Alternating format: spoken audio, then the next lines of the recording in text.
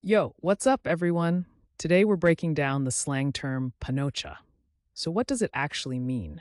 In simple words, panocha is a traditional Mexican sweet, or in slang, a vulgar term for female genitalia. People use it when talking about food or sometimes in crude jokes. Sometimes it can also mean something slightly different depending on the context. Where did it come from?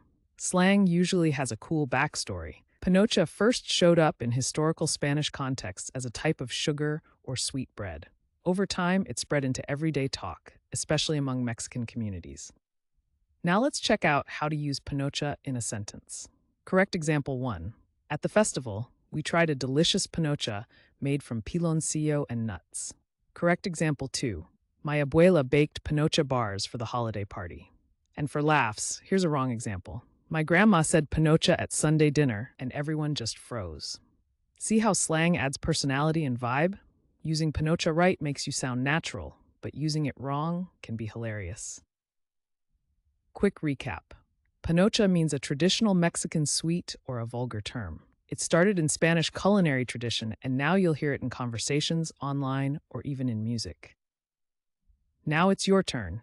Drop your best sentence with panocha in the comments. And if you want to learn more slang and fun word histories, don't forget to subscribe and join our community here every day.